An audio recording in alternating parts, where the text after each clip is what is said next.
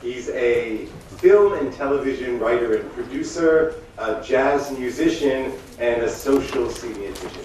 I put the social seniotician last because I think the other two identities might be more important or somehow more relevant to your talk.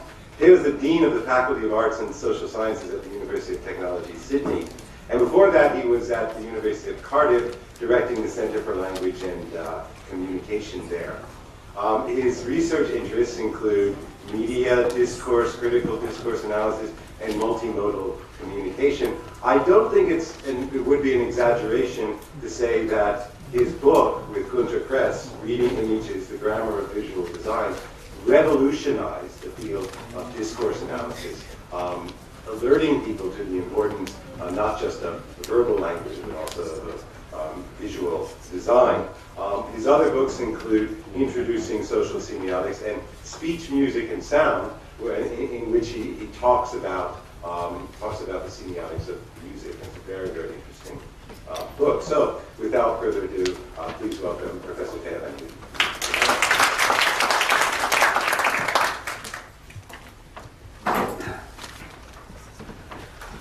Okay, thank you very much, Robbie,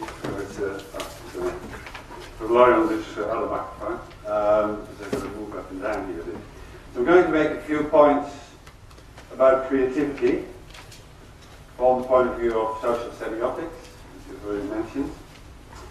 And so as we have quite interdisciplinary gathering here, I'll try to set it up a little bit first before we move to actual creative examples. In my book Introducing Social Semiotics, I wrote this. Books about semiotics often start with the question, what is semiotics? And I would like to ask that question a little bit differently. I'd like to say, what kind of activity is semiotics? What kind of things do the semioticians do? And the answer to that in our book was three things. First of all, collecting and documenting and systematically cataloging semiotic resources, anything people use to communicate and to express themselves, including their history. Secondly, to investigate how these resources are actually used in specific social and cultural contexts, and how people talk about them in those contexts. One thing that's becoming increasingly important to me is you don't just look at text, you have to look at the discourses that surround the text, what people say about it, how they plan their use, how they teach it, how they justify it, how they regulate it, how they critique it, and so you cannot understand what goes on. You cannot make judgment about whether it's creative or not until you have a look at that context.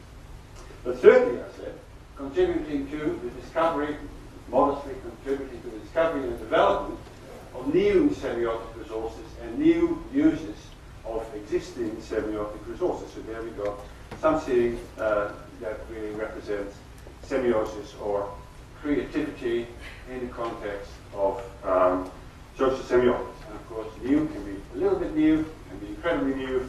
Many variations, small steps towards some different and big steps.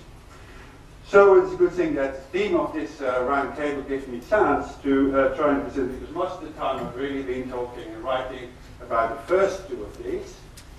So it's a good thing that I get a chance to talk about the third one today, and through the kind of collaboration of the organizers of the conference, I can then demonstrate a specific set of examples from music, and more specifically from jazz music. But I would like to stress that everything I'm going to say and demonstrate with music is equally applicable to other semiotic resources, and including language.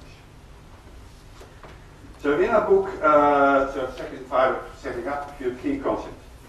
In our book, Multimodal Discourse, Gunter Kress and I devised a kind of model of semiotic production and interpretation. We do not think, that there is actually a fundamental difference between them, because in both cases people bring semiotic resources to bear, on what they are, the semiotic, what they're doing. And an interpretation we cannot know without it having somehow been realized. We cannot know it as it is in people's head. We can know it as they talk about it in a book club or wherever. It's a semiotic production. It's really only semiotic production. Interpretation is also semiotic production. So these terms indicate, we had four terms. We had discourse, design, production, and distribution, and these terms related two things to each other. In the first place, the semiotic activities of designing, producing, and distributing, and the different kinds, but also the different kinds of semiotic resources that are used for each of those things. So discourse, we there, and I will only be brief about that today, we interpreted that in a sort of Foucauldian sense, and also the way that, for example, Norman Fairclough does it, as a construction of some aspect of reality that then forms a knowledge of the aspect of reality that we can draw on when we have to represent it in some way, in a text or otherwise. So I can't go into the deep, but for example, in music, a discourse that was often musical realized in the 1960s and 70s was a neo-discourse, an African-American discourse about Africa that was emerging in the United States. I can't, unfortunately, not go into it, but it was a discourse that found expression. It was a way of thinking about Africa, a new way of thinking about Africa.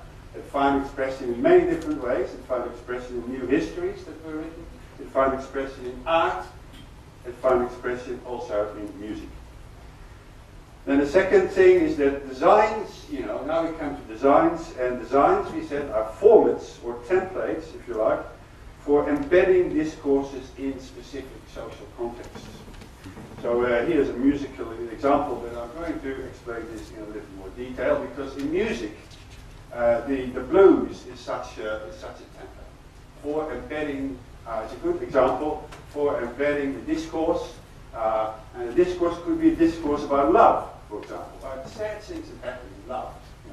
And that could be then embedded in a blues in a particular kind of this schema that at once gives it a communicative purpose, and that sets it in a particular kind, sets up relations between the participants.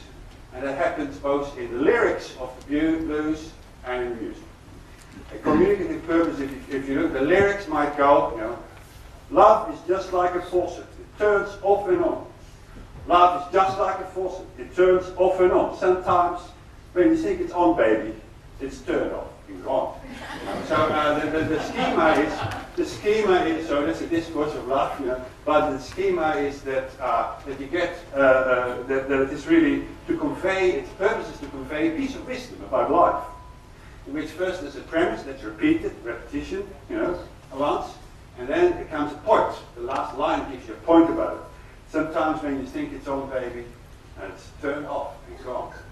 The music does exactly the same thing. The music does exactly the same thing. It repeats it, and then it makes a point,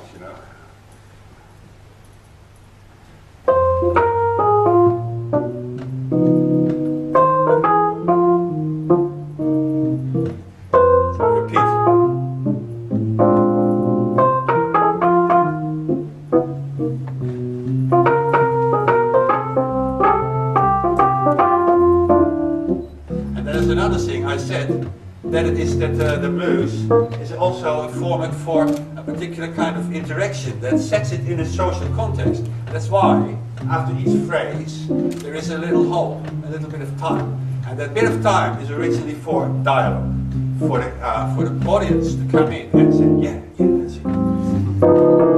So, wait. And now it comes, yeah, that's it. And of course, in a performance, then it's often another instrument that does it. But actually, the instrument. So imitate. And now come.